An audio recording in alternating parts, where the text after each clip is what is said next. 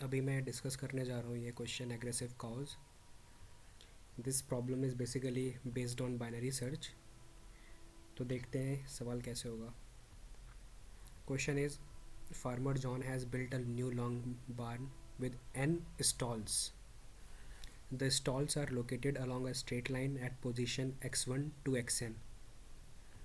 His C cows don't like this barn layout and become aggressive towards each other once put into a stall. To prevent the cows from hurting each other, farmer wants to assign the cows to the stalls such that the minimum distance between any two of them is as large as possible. So what is the largest minimum distance? तो देखते हैं सवाल क्या कह रहा है। अगर इसके टेस्ट केस पे देखा जाए, टी टेस्ट केस होंगे हमारे पास। पहली लाइन में एन और सी पता होगा। N is basically number of stalls और C is number of cause.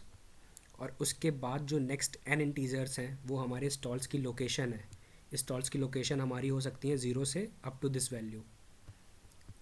तो इसने दिया हमारे पास इनिशियल टेस्ट केस में कि एक टेस्ट केस है हमारे पास, 5 स्टॉल्स हैं, 3 काउज हैं। अब जो स्टॉल्स की लोकेशन है, अगर एक एक्स एक्सिस पे हम लोग मान के चलें तो पहला स्टॉल डिस्टेंस 1 पे है ओरिजिन से, फिर दूसरा 2 पे, फिर तीसरा 8, 4, 9। तो अगर इनको हम लोग एक सॉर्टेड ऑर्डर में देखना चाहें तो वो कुछ इस तरीके से दिखेगा 1 2 4 1 2 4 8 9। तो ये हमारे स्टॉल्स हैं। अब हमें करना क्या है, हमको बेसिकली इन 3 काउस को इन 5 स्टॉल्स में इस तरीके से प्लेस करना है जिससे कि 2 काउस के बीच की डिस्टेंस हम लोग मैक्सिमाइज़ कर सकें। तो बेसिकली सवाल क्या कह रहा है कि we have to maximize the minimum distance between 2 cows. अगर लेट्स से फॉर एग्जांपल अगर हम लोग पहली काउ को 1 पे रख देते हैं, फर्स्ट काउ अगर हमारी 1 पे है तो सेकंड काउ हम लोग कहाँ रखना चाहेंगे, we want to maximize this distance. अगर इसको हम 2 पे रख दें तो तीसरी काउ हम लोग 4 8 9 में से किसी एक जगह पे रख सकते हैं। तो let's say we put it on 9। Now the minimum distance 2 cows के बीच की कितनी है, 1 है, but we want to maximize this distance, minimum distance. So let's say अगर मैं सेकंड काउ को स्टॉल 2 की जगह स्टॉल 4 पे रखता हूँ, तो अब इन दोनों के बीच का जो डिस्टेंस है वो 3 है और इन दोनों के बीच का जो डिस्टेंस है वो 5 है।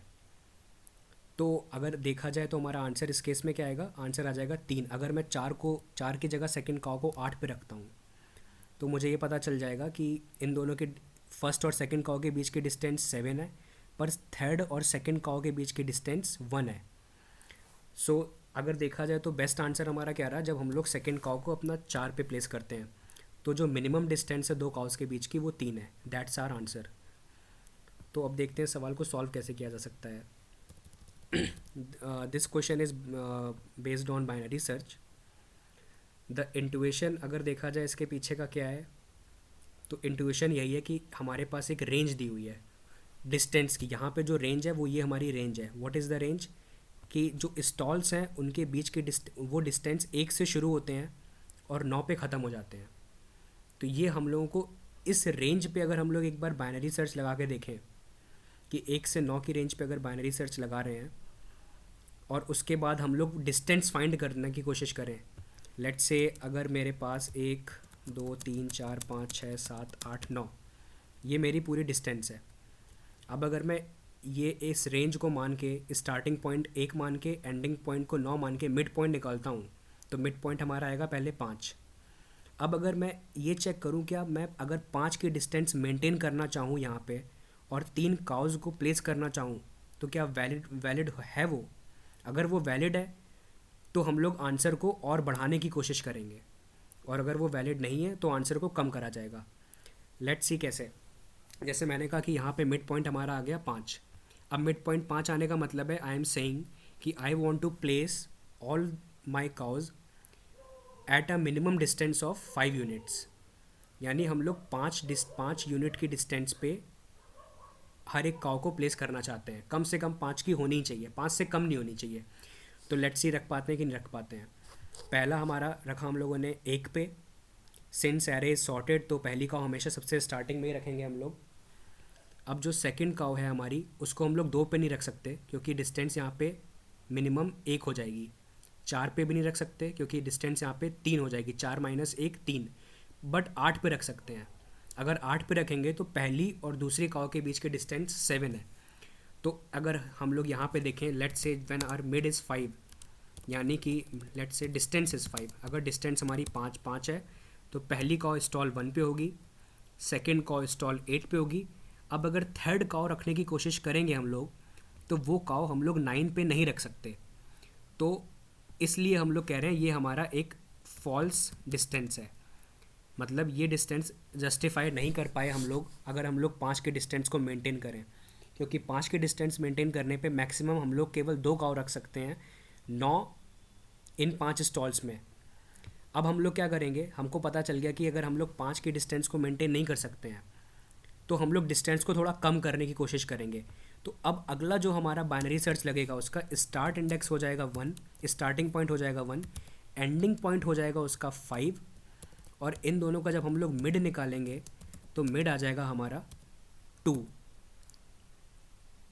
ओके, अब हमारा अगर मिड 2 आ गया है, यहाँ पे हमारा जो मिड आएगा वो बेसिकली 3 आ जाएगा।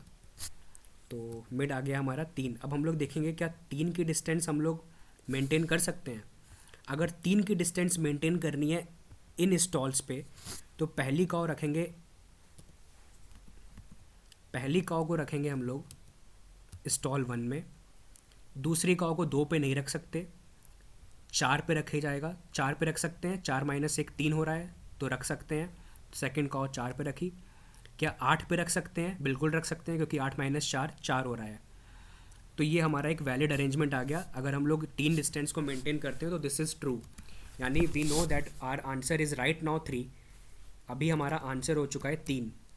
अब हम लोग क्या करने की कोशिश करेंगे, इस आंसर को और बढ़ाना चाहेंगे। बढ़ाना क्यों चाहेंगे? क्योंकि यहाँ पे कह रहा है we want to maximize any two of them, the minimum distance between any two of them is as large as possible. अभी हमें एक वैलिड अरेंजमेंट मिल गया है पर हम लोग उस पर कह रहे हैं कि अभी हम लोग और इसको बेटर करना चाहते हैं। अगर बेटर करना चाहते हैं तो we want to increase the distance between any 2 stalls. तो अब हम लोग 3 से 5 के बीच बाइनरी सर्च करेंगे।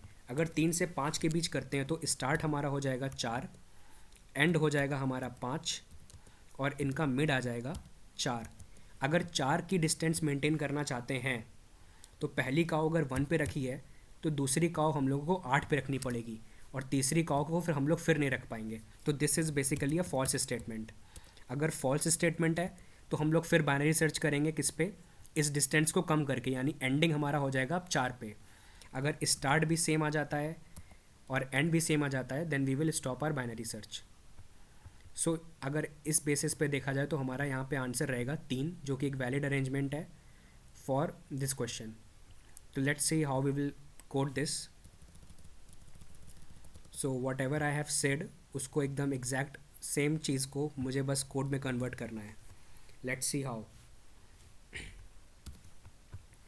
मैंने पहले टी टेस्ट केसेस का इनपुट ले लिया और फिर मैंने एक एन लिया जिसमें कि मैं स्टोर करूँगा नंबर ऑफ़ स्टॉल्स। फिर मैंने काउस का इनपुट लिया है कि नंबर ऑफ़ काउस कितनी है, और फिर मैंने एक एरे बना के उस एरे में सारे स्टॉल्स का जो डिस्टेंस है, जो लोकेशन है उन स्टॉल्स की, उसको स्टोर करा लिया है। और फिर मैंने एक फ़ंक्शन कॉल करी है फाइंड काउस। अब जब फाइंड काउस फंक्शन कॉल हुई है तो वहाँ पे एक एरे हम लोगों ने एक्सेप्ट करा हुआ है आर्ग्यूमेंट्स में, नंबर ऑफ़ स्टॉल्स एक्सेप्ट करे हैं और नंबर ऑफ़ काउस एक्सेप्ट करा है। अब सबसे पहले हम लोग एरे को सॉर्ट कर देंगे। एरे को सॉर्ट इसलिए कर रहे हैं क्योंकि वी वांट कि हमारी जो लोकेशंस आ रहे हैं, यानी जो स्टॉल आ रहे हैं, वो इस तरीके से रहें 1 2 4 8 9। ऐसा ना हो कि हम लोगों के पास इस तरीके में इनपुट आ रहा है 1 2 8 4 9। तो we will sort all these locations. उसके बाद स्टार्टिंग और एंडिंग इंडेक्स क्या हो जाएगा हमारा, स्टार्टिंग हो जाएगा जो एरे का फर्स्ट एलिमेंट है और एंड हो जाएगा जो एरे का लास्ट एलिमेंट है, क्योंकि that is the maximum distance we can cover. तो उसके बाद हम लोग जब बाइनरी सर्च लगाना शुरू करते हैं तो पहले हम लोगों ने मिड निकाल लिया, नॉर्मल बाइनरी सर्च है ये। अब दिस फंक्शन, ये जो इज़ वैलिड फंक्शन है, ये हमारा मेन फंक्शन है। ये फंक्शन ये चेक कर रहा है बेसिकली, जब मैंने यहाँ पे कहा था कि क्या हम लोग डिस्टेंस 3 को डिस्टेंस 5 को जब हमारी शुरुआत में आई तो 5 काउस को क्या मेंटेन कर सकते हैं, 5 काउस को अरेंज कर सकते हैं उन स्टॉल्स में, तो इस वैलिड फंक्शन उसी को चेक करेगा। तो इस वैलिड फंक्शन को देखते हैं क्या है। तो इस वैलिड फंक्शन में हम लोगों ने कहा कि इनिशियली जो पहली काउ है उसको मैंने बैठा दिया है स्टॉल 1 पे। सिंस एरे इज़ सॉर्टेड, तो पहली काउ को हम लोग अगर स्टॉल 1 पे बैठा देते हैं तो उसके बाद हम लोग आगे केवल डिस्टेंस देखना रह जाएगा कि डिस्टेंस अगली काउ को कहाँ पे बैठाना है। तो पहली काउ हमारी बैठी हुई है स्टॉल 1 पे, ठीक। फिर जब लूप के ऊपर आइट्रेट कर जिस एरे के ऊपर आइट्रेट करना शुरू करा मैंने, सबसे पहले डिफरेंस निकाल रहा हूँ मैं हर एक इंडेक्स पे। हर एक इंडेक्स पे देख रहा हूँ कि प्रीवियस काउ को जहाँ पे बिठाया है और अगर मैं यहाँ पे बिठाता हूँ तो कितना डिफरेंस आता है। उस डिफरेंस को, अगर वो डिफरेंस मेरा इस डिस्टेंस के बराबर है, let's say again for example 1 2 4 8 9, अगर हमारा मिड यहाँ पे 5 था और फर्स्ट काउ हमारी स्टॉल 1 पे है, फर्स्ट काउ हमारी स्टॉल 1 पे है, तो सेकंड काउ जो होगी वो स्टॉल जो नंबर ग्रेटर देन 6 या इक्वल टू 6 होगा वहाँ पे होगी। तो यानी सेकंड और फोर्थ पे हम लोग किसी काउ को नहीं बैठा सकते। तो वही मैं यहाँ पे चेक कर रहा हूँ इफ़ कंडीशन के अंदर कि अगर हमारा जो डिफरेंस है यानी 4 - 1 3, क्या वो 5 से ज़्यादा है? नहीं है। क्या 8 - 1 5 से ज़्यादा है? हाँ है। अगर है तो मैं सेकंड काउ को यहाँ बिठा दूंगा, काउंट प्लस प्लस कर दूंगा, यानी एक सेकंड काउ को मैंने बिठा दिया यहाँ पे। उसके बाद मैंने प्रीवियस को अपडेट कर दिया। प्रीवियस अपडेट करने का मतलब ये हो रहा है मुझे प्रीवियस वेरिएबल से ये पता चल रहा है कि जो मैंने लास्ट काउ को प्लेस करा है वो कौन से इंडेक्स पे करा है, कौन सी वैल्यू है, कौन से स्टॉल पे मैंने उसको प्लेस करा हुआ है। ये चीज़ मुझे प्रीवियस वेरिएबल से पता चल रही है। तो अगर आप देखो तो यहाँ पे अब 8 के बाद जब 9 आएगा तो लास्ट में हमारा जो काउंट रहेगा वो 2 रहेगा। काउंट 2 रहने का मतलब हमारा काउंट कम से कम 3 होना चाहिए था अगर हम लोग चाहते थे कि सारी काउस को प्लेस कर सकें। पर 5 के केस में हमारा काउंट 2 रह गया, इसलिए हम लोग यहाँ पे रिटर्न फॉल्स कर रहे हैं कि हम लोग 3 काउस को अगर 5 की डिस्टेंस पे बिठाना चाहेंगे तो इस एरे के अंदर इन स्टॉल्स में अरेंज नहीं कर सकते। तो हम लोग यहाँ पे गए, हमारा ये कंडीशन फेल हो गई, हम लोगों ने एंड को कर दिया कम। अब हमारा एंड हो चुका है 1 से लेकर 4 तक। 1 से 4 पे जब बाइनरी सर्च लगेगा तो हम लोग यहाँ पे 2 पे आएंगे और 2 पे आने के बाद हम लोग फिर इसमें सर्च करेंगे। और अगर फर्स्ट काउ को 1 पे बिठा रहे हैं, सेकंड काउ को हम लोग 4 पे बिठाएंगे, थर्ड काउ को हम लोग 8 पे बिठाएंगे। ये एक वैलिड आंसर है। तो वैलिड आंसर आएगा तो हम लोग इसके राइट पे बाइनरी सर्च करेंगे, और राइट पे बाइनरी सर्च करेंगे तो यानी 3 से 4 के बीच पे बाइनरी सर्च होगा। अगली बार 3 से 4 पे बाइनरी सर्च करेंगे तो 3 की डिस्टेंस पे बिठा के देखेंगे। 3 की डिस्टेंस पे जब बिठाएंगे तो ये is valid function will return us true, और उसको हम लोग यहाँ पे अपडेट करेंगे अपने आंसर में, और फिर बाइनरी सर्च 4 to 4 लगाएंगे, और लास्ट में हमारे जो आंसर में वैल्यू रहेगी वो हमारा आंसर हो जाएगा। So this is all about this aggressive cows question.